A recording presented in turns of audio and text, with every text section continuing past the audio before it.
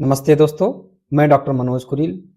आज के इस वीडियो में हम बात करने वाले हैं गॉल ब्लैडर कैलकुलस की, जिसे आम भाषा में पित्ताशय की पथरी कहा जाता है। ये क्यों बनती है, कौन कौन से लक्षण उत्पन्न होते हैं, इसका इलाज क्या है। वीडियो को अंत तक जरूर देखें ताकि आपको पूरी और सही जानकारी मिल सके। What is gall bladder and gall stone?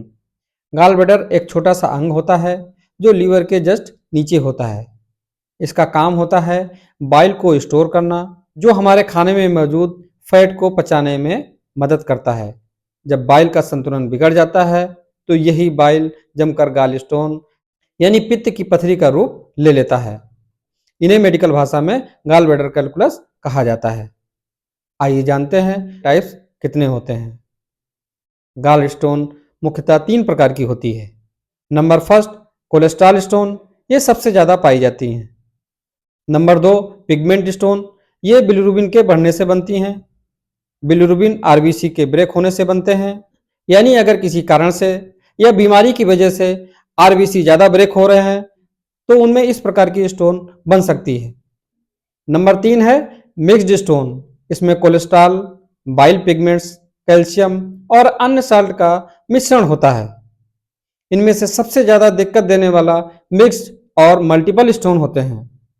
आइए बात करते हैं इसके क्या क्या कारण होते हैं, क्यों बनती है gall bladder stone.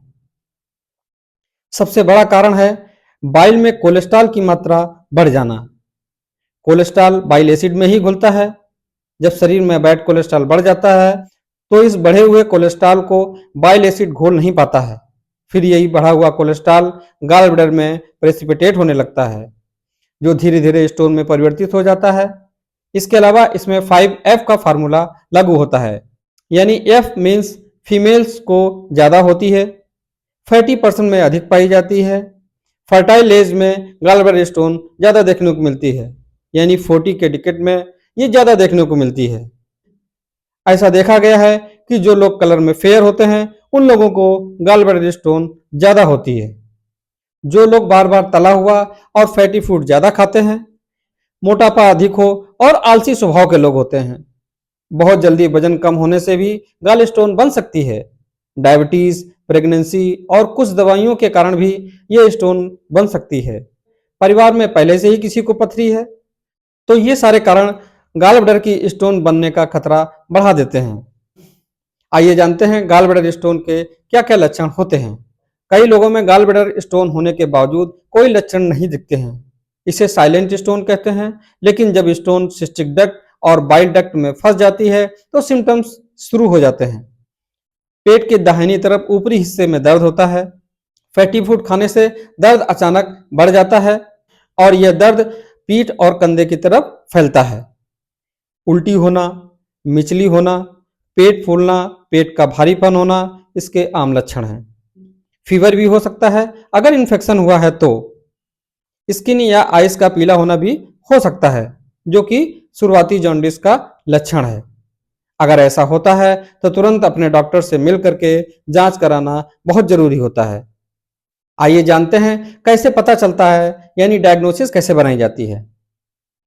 Gall bladder stone को डायग्नोस करने के लिए सबसे आसान और विश्वसनीय तरीका यह है, डॉक्टर पेशेंट को क्लिनिकली देख करके अल्ट्रासाउंड होल एब्डोमेन एडवाइस करता है। इसके अलावा LFT, CBC, MRCP, CT scan, x ray जैसी जांचें भी जरूरत पड़ने पे कराई जाती हैं। अगर किसी को गॉल ब्लैडर स्टोन हुआ है तो इसको हल्के में न लें, इसके कई सारे कॉम्प्लिकेशंस भी हो सकते हैं। ज़्यादा दिन तक अनट्रीटेड स्टोन रहती है तो सीरियस कॉम्प्लिकेशन भी हो सकते हैं, जैसे acute cholecystitis, pancreatitis, cholangitis, gall bladder gangrene और परफोरेशन। इसलिए सिम्टम्स वाले पेशेंट को इलाज में बिल्कुल भी देरी नहीं करनी चाहिए। अब हम बात करेंगे गॉल ब्लैडर स्टोन के इलाज की। अगर स्टोन बिना लक्षण के है तो आप प्लान करके सर्जरी करवा सकते हैं, लेकिन अगर सिम्टम्स हैं, इन्फेक्शन हुआ है या डक्ट ब्लॉक है तो कुछ दिनों के लिए कंजर्वेटिव मैनेजमेंट डॉक्टर की सलाह पर लिया जाता है और बाद में लेप्रोस्कोपिक कोलिसिस्टेक्टोमी करवाई जाती है, यानी दूरबीन विधि द्वारा छोटी सी सर्जरी से पूरा गॉल ब्लैडर निकाल दिया जाता है। सिर्फ स्टोन निकालने की कोशिश करने से बीमारी बार बार लौट सकती है, इसलिए गॉल ब्लैडर को पूरा ही रिमूव किया जाता है। डाइट और प्रिकॉशन क्या क्या होते हैं? गॉल स्टोन में ये चीजें जरूर फॉलो करें। आयुर्वेदिक एक्सपर्ट से मिलकर अपनी डाइट आयुर्वेद के अनुसार प्लान करवाएं, क्योंकि आयुर्वेद अग्नि की चिकित्सा करता है और हमारा गट और लीवर आदि सभी अग्नि के स्थान होते हैं। इनके फंक्शन को नॉर्मलाइज करने के लिए आयुर्वेद से बेहतर कुछ भी नहीं है। आयुर्वेदिक लिवर टॉनिक लें और अपने कोलेस्ट्रॉल को मैनेज करवाएं।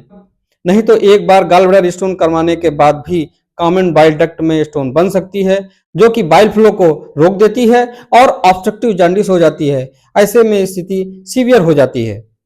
तला हुआ, मसालेदार, हैवी फूड को अवॉइड करना है। भोजन में हाई फाइबर डाइट लें। बिना भूख के खाना ना खाएं, यानी अध्यशन नहीं करना है।